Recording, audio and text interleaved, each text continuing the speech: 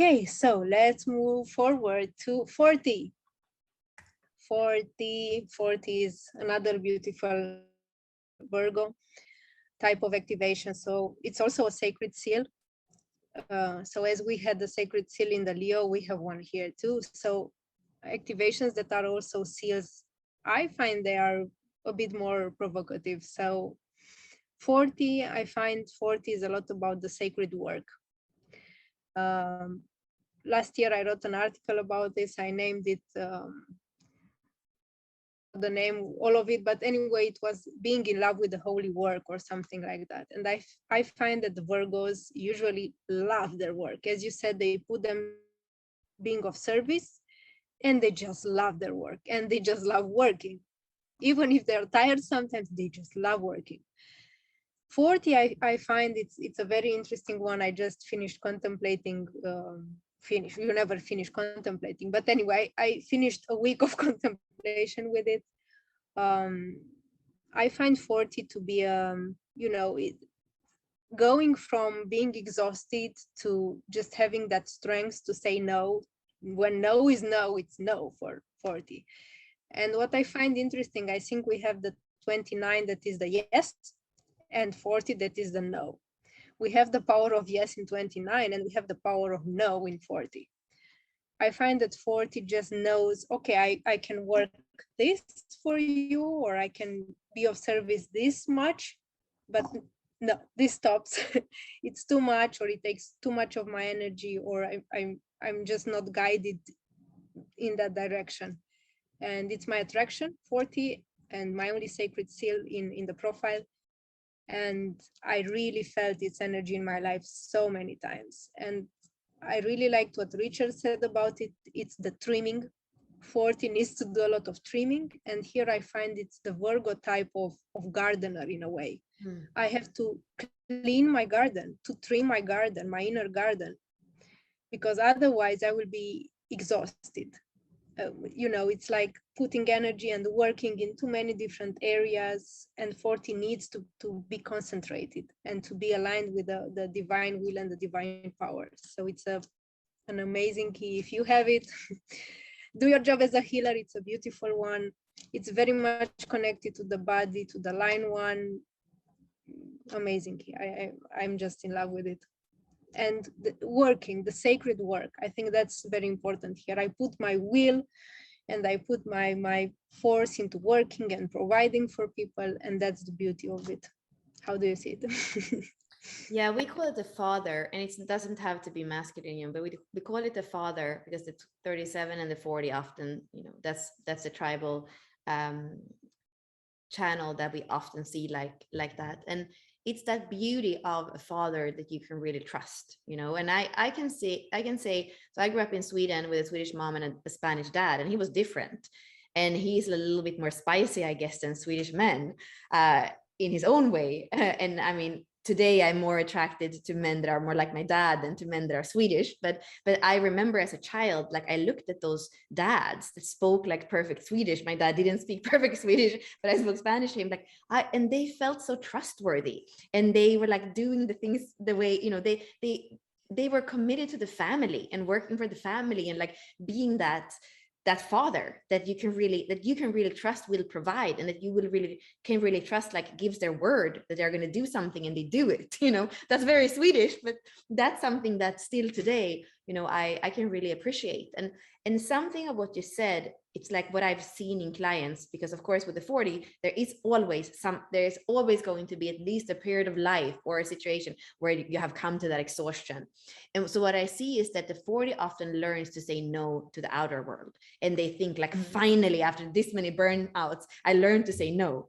But the thing is, like you are saying, the garden is the inner garden. So even when they can say no outwards, there is something inside of them, with that little Virgo motor or something, that still, even when they are burnt out, they're like, well, maybe I could just go through that wardrobe and like, trim out some clothes. And you're like, wait, but you're still burned out. How can you even think about a wardrobe? What's wrong with you? But it's like, it's something inherent. So I think that inner voice of like, I have to do, or, I need to do, that's the one that you want to, in one way or another balance. It's so much about the inner garden, and from that inner garden, that's also where, you know, where we speak about the higher frequencies and the divine will. Like once you can have peace in your inner garden, that's when the seal opens, you know. That's, and I didn't share the screen yet, but this is, for me, this is Daniel Holman. So here you have that stairs, you like walk and walk and walk on that stairs, and then, but you know, finally there is such beauty of surrender in this key. And that's a little bit the paradox between like the father that works hard and then at the same time is surrender and divine will, and this Virgo energy that feels more like feminine. So I feel like there is some paradox inside the 40, that people that have the 40 and the 59, for example, in their pearl, because we know that there are two positions of Jupiter, and often they fall, you know, in the gates that come after each other in the wheel. So a lot of people will have the 40 and the 59 in their pearl, and they're like, but I don't understand, like, how can I make money with surrendering and being intimate, you know? And you're like, I don't know, like, I wish I could just open the portal to the seal so you could walk through it, you know? You can. Yeah. Wow, beautiful, beautiful image. Yeah, Daniel is just such a genius. I love his work. Hi, Daniel. And I'm very intrigued by the two beings that are there. Just I'm very curious why he put the two of them. You know what I think that's, you know, I think that's my fault, because he gave me the permission to use the art, and I think I chose this for the 40. So it's, but for me, I guess that could be the balance of the 40 and the 37, that for me is easier to be in all of us, you know, inner equality and inner surrender. Like when we have that, we are in sacred union with ourselves. And then when you become sacred union with yourself, you become this enlightened being, I believe. And so, you know, it's maybe all the same.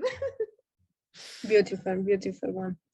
Yeah, what I wanted to finish with here at 40, I think many, as you said, with the exhaustion, yeah, that's very true. And I'm like that too also. So I'm like, oh yeah, August, I need holiday. I won't do anything this August. And then I find, and I think the Virgo energy likes to be practical. So it's not, relaxing is not just laying somewhere dead. It's, you do something, you still do something. It's a gardener like of energy. You can't stop. Nature never stops. And it's the nature woman and nature man in Virgo. We have that kind of gardening, inner garden. What I find helps. One more thing, like before you move on then later. No, but continue just before you move on to the next gate. Okay. So what I wanted to add here is that many times I feel that people having 40 do need guidance, that divine guidance. So many times when I'm stuck and I'm like, I don't know what to do here, I am like literally asking for guidance. I'm like, hey, I'm all for your will. Just let me know. And I think this sacred seal is very much connected to divinity, and like all the seals, but the answers come very quickly. And then you get that clarity, being in the will, you get that clarity. Yeah, this has to stop and this has to continue. So the no becomes very clear. Like, this is something I have to stop. So in case you have 40, do ask for guidance. It comes very fast and it's very clear. What did you want to share? It wasn't what I was going to share, actually. I'm going to share that when we are in the next one. But I realized that my mom, I think that part even of her, psychologically, of her becoming worse, like in the sense that she can't even really do it much in the world, was that she had pushed herself so much in that 40 in open ego center that her unconscious kind of said, no, let me just kind of, you know, I there's nothing more I can take on my shoulders, and I don't see any way out. And, you know, she could be a good example in that sense. Like, she didn't listen to her inner guidance for so many years. She's an emotional projector. She lived with my dad, who's a manifesting generator, and me, who's a generator, you know, and she tried to be a generator. And then, like, I think her unconscious just said, no, it's done. Like, whatever I need to do to not have to like live as a generator in the world with all this pressure on myself. So I would say to kind of be a little bit careful with that 40 as well, and like to seek the guidance, you know, wherever it is that's right for you, but to not continue spinning the wheels, because there is a there is that always that risk that you kind of spin them too much, and then the way back, we know that as human beings, you know, the way back, like everything, when you burn out your adrenals or your thyroid, you know, the way back to balance to that, it's always long. Yeah. Yeah, thank you for adding that.